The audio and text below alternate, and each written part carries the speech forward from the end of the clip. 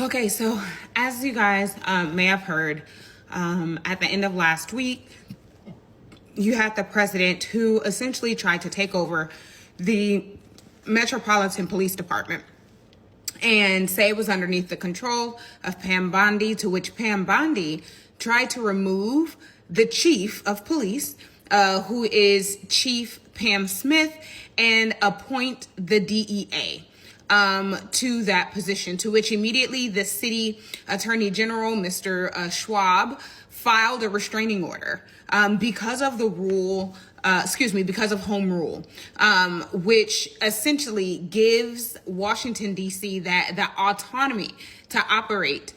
They have arrested over 200 people, and out of those 200 people, a lot of them are undocumented immigrants.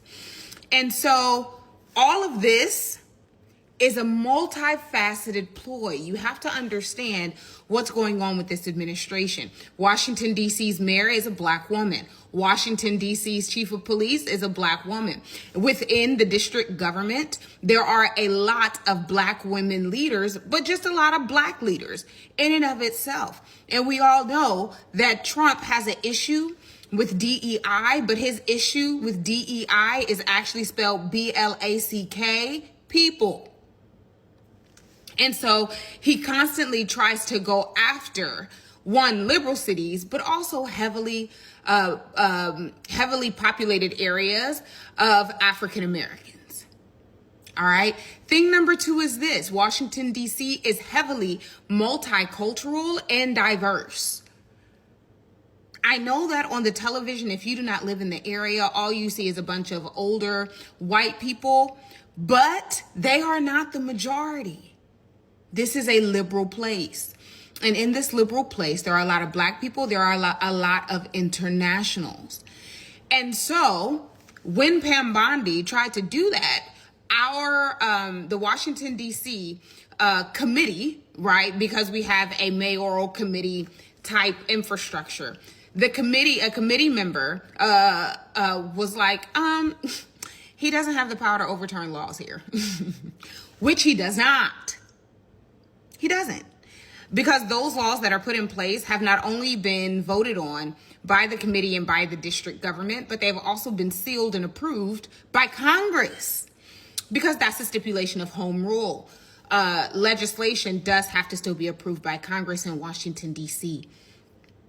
There are a lot of people in this area that are on high alert, that are walking around with their paperwork and things like that, because it seems as though Trump is not at all interested in the crime of Washington, D.C. It seems as though what he is most interested in is still getting rid of immigrants, still trying to remove DEI, but mostly trying to distract you from the fact that he's all over those Epstein files.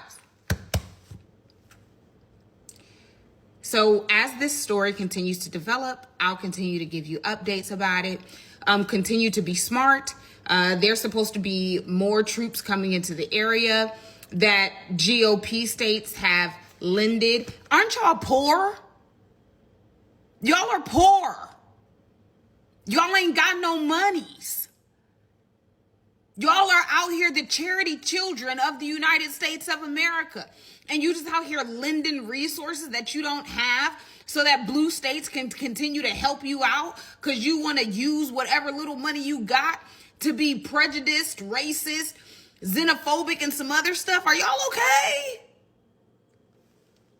I hope you guys have a great day. Guess who just handed corporations the green light to scam you legally? So the Trump administration just won their appeal in court to dismantle the CFPB, the Consumer Financial Protection Bureau. Now, if you don't know what that is, let me break it down for you. This was the one agency designed to keep corporations from running wild and shady, with their predatory business practices. It was literally created so you, the consumer, have a voice.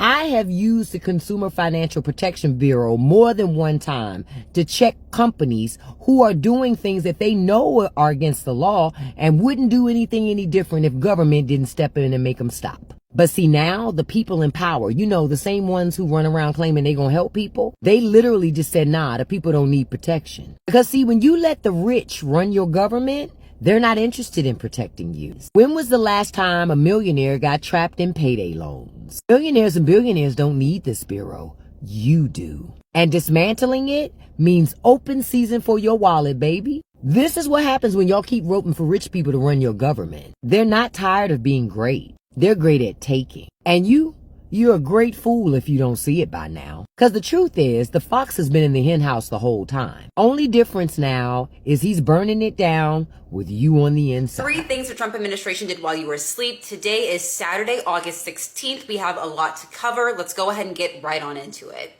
Starting off at number 1, the biggest news coming out from this weekend will be the fact that yesterday on Friday, President Trump finally sat down with President Putin to discuss a potential resolution to the Ukrainian war. Facts here are that no peace deal was agreed to. President Zelensky was not invited. However, he will be coming to the United States to have another meeting with President Trump, and also there is a high potential that the United States will encourage Ukraine to swap out multiple of territories that Putin went ahead and conquered and confiscated during the duration of this 3-year war.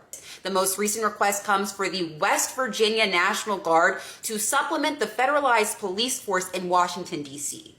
3 is going to be our final update on redistricting. A lot has been happening in this space and a lot of moves are being made across the board. Let's start off with the fact that California has now officially implemented and introduced a map that would get rid of all of its Republican seats in the state. This is in response to what's currently happening in Texas. As we all know, they are trying to redistrict Texas in a way that would allow for Republicans to pick up 5 seats by erasing Democrat seats. Currently in Florida now, Governor Ron DeSantis has now drawn up his own maps to effectively flush out and get rid of Democratic seats across Florida.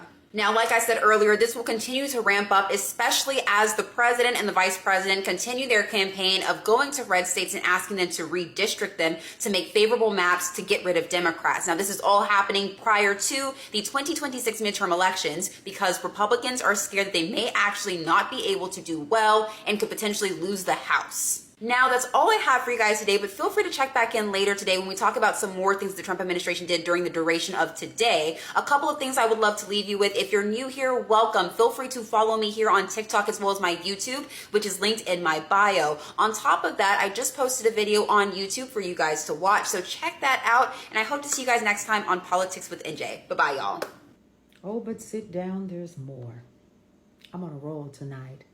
Let's talk about the Trump administration placing the images of black men on the White House social media pages. So the Trump administration has just crossed another line, posting the mugshots of arrested black men on the official White House social media pages. Not one white man, not one non-black face. Did you know about that? Let's be clear.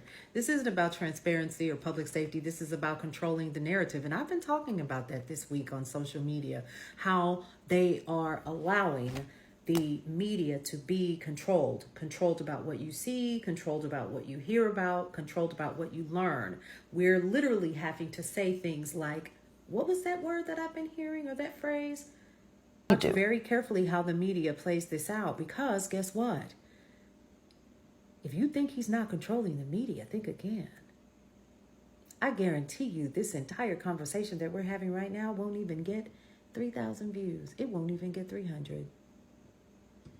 Because my information and other people who provide news and journalistic commentary and content is being suppressed. All right. Let's get back into it, shall we? Hang on just a second. So here's what they're doing. This is not about the concept that this is new, because we all know that it is not. This is about continuing to work on the continuous stereotype of the black male in this country, right?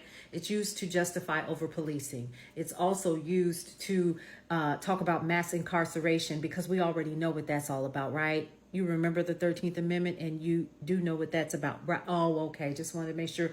And that violent targeting of our communities for decades, that ain't new either. There's more. So by pushing these images out to the public on the White House page, that must make it real, right? That's got to make it real. Here's what's happening. They're shaping the perception and telling the nation who to fear. They want old white ladies to continue to clutch their purses in public and lock their doors, justifying future crackdowns. That's what they're doing too. I want you to understand that this is actually planting the seed that an increase in police and military presence in black neighborhoods is necessary. And they're distracting you guys from the systemic failure that we're all witnessing right now. You ever thought about that? You ever thought about what that means? So they're masking policy failures with the mess that we are seeing right now. Washington, D.C.'s crime rate is the lowest it's been in almost 30 years. It's down another 26%. The data and the numbers don't lie. But here's the issue. History is absolutely repeating itself. So this mirrors the exact same propaganda campaigns used to target Latinx and immigrant communities. And we're seeing that in real time, where they're just going around and they're just picking up folks. Doesn't matter who it is, we just go pick them up. That's what we're going to do. Yeah. Yeah. Now the focus is on black communities. And y'all, we have said that on social media. We have continued to say that on social media. From the beginning, we knew that our communities were next. Now, here's the end game. It's going to be expanded racial profiling. We already see that. Okay? Higher rates of police violence, without a word being said, and further erosion of our civil rights. You ever thought about that too? Because it's coming. Here's the reason why you should be alarmed and you should be hot as fish grease. Here's what starts with selective mugshot posts that don't end there. Here's the issue. You're going to continue to see it. How dare you place their faces on there? But then this is the same administration that has somebody working their social media, and they're thinking that it's funny to go ahead and put images and video of people who are literally flipping out over what's happening with this current administration. So they're going to normalize racial bias, but we're not new to that, right? Desensitize the public. That's already been done, right? To disproportionate arrests and police violence. But see, that's already been done. That's already been done. Paving the way for harsher laws targeting specific communities under the guise of quote unquote safety. Because, you know, we've seen it before. Now, what we can't do is ignore what's happening, okay? We do understand that the shift was always there. They're just bringing it to the forefront for everybody to see more and more and more. But again, y'all, this is not new information to this community, my black community, my black brothers and sisters. We already know what's up. Here's our call to action. Transparency. Full racial breakdowns of arrests, not selective publicity. Accountability. Demand answers from elected officials who remain silent. And we're seeing a whole hell of a lot of that, aren't we? And here's something else. Community defense. Support local advocacy groups documenting racial profiling and fighting back in courts and councils. Listen, racial profiling and police violence are about to spike, not just in D.C. They're just making it quote unquote okay to do it.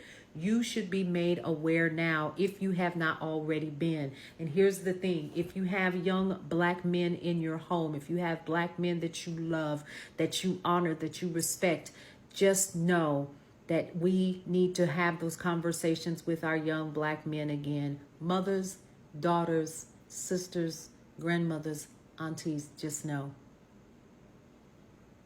And it's not just about the black man, it's about the black folks, period. This is just a wake-up call.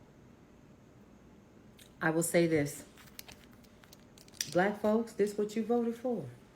For those that were excited about this. You see how the press and you just get up in front of everybody and you just tell people what you want them to know and what to believe. And we believe it. How you feel about that? Because the next wave of policies are not done coming down. And you should be absolutely furious. But the question is, what you gonna do?